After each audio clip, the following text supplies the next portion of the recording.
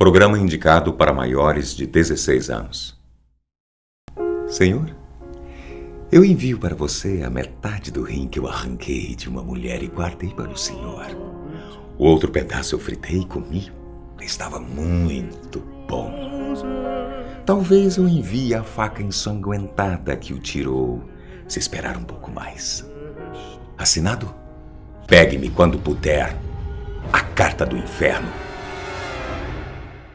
31 de agosto de 1888. Pelas ruas de Londres, Jack, o estripador, fazia sua primeira vítima. O assassino em série era meticuloso em sua caçada. Ele agia da seguinte forma: agarrava a mulher por trás, tampando a sua boca, e em 2 golpes precisos cortava a garganta exposta. Passava a faca da esquerda para a direita. 2 segundos. E a vítima estava morta. Mas isso era só o começo. Jack, em semanas, à medida que matava, ficava mais violento e cruel. Ele começa a abrir o corpo das vítimas, estripando suas entranhas. E, em alguns casos, levava parte de seus órgãos como souvenirs, doces lembranças de seus crimes.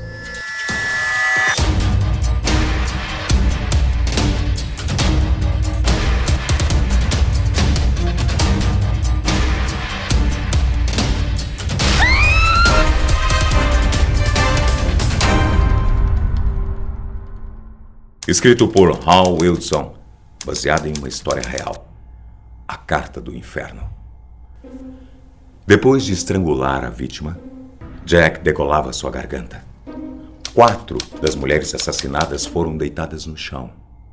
Nesse momento, ele iniciava o processo de evisceração, prática que justificava o emblemático nome Estripador. O pseudônimo de Jack veio de uma carta enviada para um jornal de Londres na época dos assassinatos, supostamente do próprio assassino. Mais tarde, apontada como falsa. Os crimes que aconteciam no bairro pobre de Whitechapel ganharam os holofotes do mundo na época. O nome de Jack tornou-se sinônimo de medo e a cada dia as suas práticas se tornavam mais conhecidas, espalhando pânico por Londres. Segundo relatórios de autópsias, a remoção dos órgãos era feita de forma precisa. Os cortes se iniciavam no abdômen, certamente feitos por alguém com conhecimento mínimo do que fazia. Ele então removia rins, fígado e útero. A cada crime, ele se tornava mais perverso.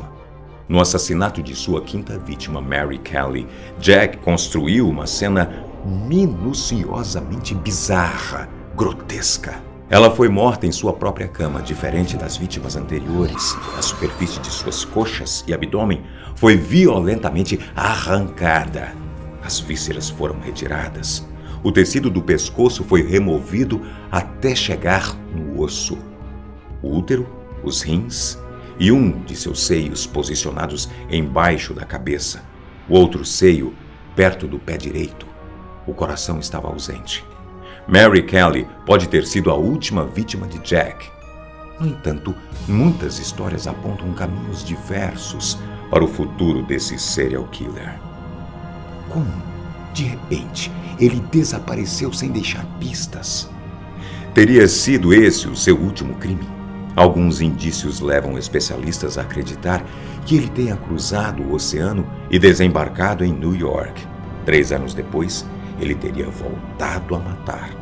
Mas isso é só especulação. Sobre a identidade de Jack e os seus supostos crimes em New York, existem ainda muitos, mas muitos mistérios e incertezas. Mas muito sobre ele pode ser entendido através de seus crimes. Características do assassino.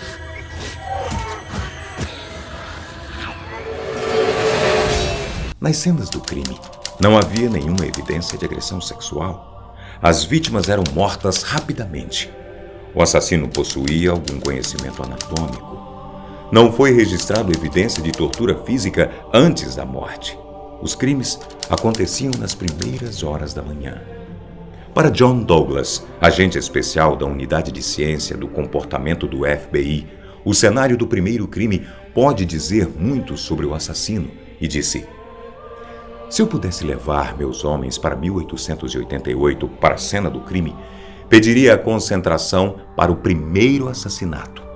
Geralmente, o primeiro é o ponto central. É a área onde o sujeito fica mais à vontade, que pode ser onde trabalha ou mora. Acredito que o assassino voltaria para a cena do crime e ficaria lá fantasiando e revivendo o crime. Para John Douglas, Jack era um assassino frio e oportunista. Por isso escolhia prostitutas alcoólatras. O agente também acreditava que o estripador havia cometido outros crimes que nunca foram atribuídos a ele. Jack era um assassino que tinha um foco em mutilar a genitália feminina. Isso, no entanto, não quer dizer que os assassinatos eram sexuais, pois não havia violência sexual. No último ano, Russell Edwards, autor do livro Naming Jack the Ripper, aponta a suposta identidade real de Jack. Com o nome de Aaron Kominsky, um imigrante judeu de 25 anos, trabalhava como cabeleireiro. No entanto, o apontamento de Aaron com o verdadeiro serial killer foi duvidoso para outros especialistas do assunto. Bem, com a identidade revelada ou não, essa é só a primeira parte de uma longa história. Jack, o Estripador, foi um dos assassinos mais icônicos e não só inspirou, como moldou muitos dos crimes envolvendo assassinos em série. E hoje, 128 anos depois, um novo Jack pode estar entre nós. Por isso, não se esqueça, os psicopatas estão em todo lugar. Às vezes, ao seu lado, às vezes dentro da sua casa. Baseado em uma história real, Jack, o Estripador.